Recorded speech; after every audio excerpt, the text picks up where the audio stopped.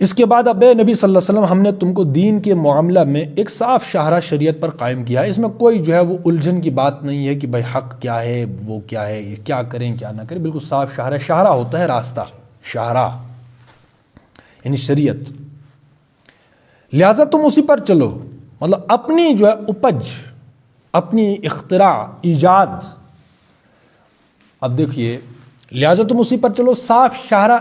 ہم ایک مثال لیتے ہیں ولیمہ کی، ہم مثال بار بار دیتے ہیں۔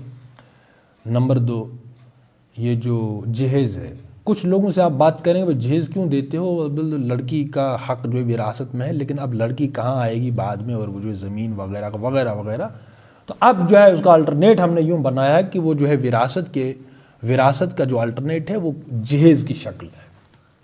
مطلب اس کا مطلب یہ تھا کہ نعوذ باللہ اللہ تبارک و تعالیٰ کو معلوم ہی نہیں تھا شاید کہ بھائی الٹرنیٹو بتا دے پیسوں کا۔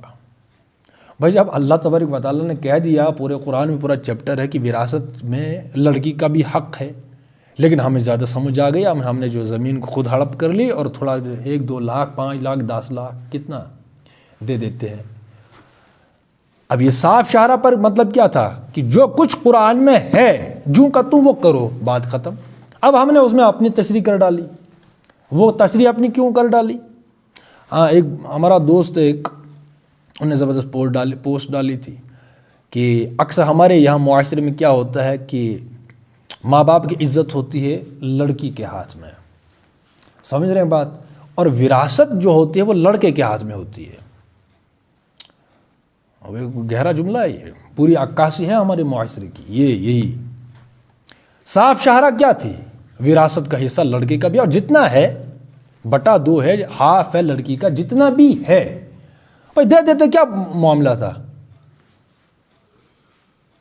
اب جب یہ توکل پر کون سا توکل ہے؟ نہیں ہم میں کیا کھاؤں گا، پھر زمین کے آدھے حصے ہو گیا اپنی جب اپنی ہی عقل دوڑانی ہے ہم نے، تو پھر دین کو ماننا ہی کیوں ہے؟ نہیں ہماری تو ضرورت ہے، اب یہ تو بھائی ضرورت ہماری ہے، تو پھر اسلام کا اسلام اب بیچارہ ہی رہ گیا نا۔ ابھی بحثیں ہوتی ہیں لوگوں سے، نہیں یہ اس لیے ہم کرتے ہیں کہ اس وقت یہ ضرورت ہے، مجبور ہیں، اور بھائی پھر ان آیتوں کا کیا بنے گا بھائی؟ اب اتنی بھی آزمائش ہم اپنے اوپر قبول کرنے والے نہیں ہیں، برداشت نہیں کر سکتے۔ بھائی سودی کاروبار ہے، ایک کل نظام، بات سمجھ رہے ہیں بھائی؟ وہ اگر نظام ہے ہی اسلام کے مخالف، ٹھیک ہے، تو اگر تو وہی جو جواب آتے ہیں، سوال ہوتے ہیں کہ پھر تم ہر ایک شعبے کو چھوڑ دو، ترک کر دو۔ اب مجھے یہ بتائیے، ایک ملک ہے اس میں نظام جو ہے وہ اللہ کا نہیں ہے، آپ کہاں جائیں گے؟ جنگلوں میں چلے جاؤ، ٹھیک ہے، آپ نے کھانا تو کھانا ہے نا، تو اب اسی مارکیٹ میں آنا پڑے گا، تو وہ مارکیٹ کس کے زیر ہے، کس کے تحت ہے؟ وہی نظام جو ہے، تو ہم بھاگ تو نہیں سکتے کہیں۔ بھائی کھانا تو کھانا ہے، سمپل سی جو ضرورتیں ہیں، تو وہ کس نظام کے تحت ہے؟ وہ سارا سودی نظام ہے، تو بھاگ تو نہیں سکتے۔ اب اس میں الٹرنیٹ یہ ہے، کرنے کا کام یہ ہے کہ جہاں جس حد تک ہم عمل کر سکتے ہیں اللہ کی شریعت پر، اس حد تک ہم کریں، اتنی سی بات ہے۔ یا بھی جو ہے وہ دھواں اٹھے گا کہیں پورا، تو ہم دھواں لینا کوئی چاہے گا، لیکن دھواں تو جائے گا نا۔ کوئی وبا پھیلتی ہے، وبا جو ہے کوئی دل سے قبول کرتا ہے کہ یہ وبا میرے اوپر بھی آ جائے، لیکن وبا تو وبا پھیلتی ہے، بات سمجھ رہے ہیں؟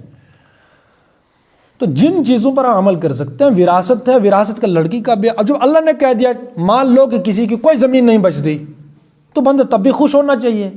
کیوں؟ کیونکہ اللہ کی طرف سے ہے، اس کا مطلب اسی میں خیر ہے۔ مجھے تو نہیں سمجھ آ رہا، ٹھیک ہے، میری زمین بھی چلی گئی، آدھی لڑکی کے پاس لڑکا وغیرہ وغیرہ اب نہیں بچی، ٹھیک ہے چلی گئی، مان لو، وہ کہاں جائے گی؟ جائے گی کہاں؟ لیکن مان لو اگر کوئی یہ سوچتا ہے، لیکن ہم یہ بھی سوچیں کہ اللہ کی طرف سے اسی میں خیر ہے، یہ یقین تو بندہ رکھے۔ لیکن وہی بات ہے، عزت جو ہے وہ لڑکی کے ہاتھ میں دے دی، اور وراثت کس کے ہاتھ میں دے دی؟ لڑکے کے ہاتھ میں، اور اس کا الٹرنیٹ جو ہے 2 لاکھ یا 5 لاکھ۔ اب مجھے بتائیے، زمین نسلوں تک چلنی ہے، اور 5 لاکھ 1 سال میں ختم ہو سکتا ہے، یا 1 مہینے میں بھی ختم ہو سکتا ہے، اللہ خیر صلی اللہ، یہی ہوگا نا؟ نہیں ہم نے جو اس کو 15 لاکھ دیا، 15 لاکھ، او ہو، اب 15 لاکھ کب تک چلے گا؟ وہ نسلوں تک تو نہیں چلے گا۔ اب زمین تو نسلوں تک چلے گی. یہ اللہ کا کلام ہے, اللہ نے جو قوانین دیے ہیں وہ تو اللہ ہے بھائی, وہ جانتا ہے. لیکن ہم نے جو اللہ کو سمجھانے وہ وہی پروٹیسٹ ہے نا. نہیں, مجھے زیادہ سمجھ آ گئی اس لیے جو ہے ہم نے اپنی تصریح کر ڈالی. زنا کی جڑ کیا ہے؟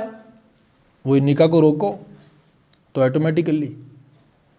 تو اللہ جانتا ہے کہ بھائی فطرت ہے, اللہ نے انسان کو پیدا کیا, انہوں نے خود جو ہے وہ راستے ہمیں وہ دے دیے کہ تم نے کرنا کیا ہے. نہیں, مجھے زیادہ سمجھ آ گئی ہے. تو جب زیادہ سمجھ آئے, اب جو حالات تو ہم دیکھتے ہی ہیں, لوگ پھر وہیں آئیں گے, لیکن جب کچھ بچے گا نہیں, آئیں گے وہیں اسی راستے پر جو فطری ہے. فطرہ راستہ کیا تھا؟ نکاح تھا.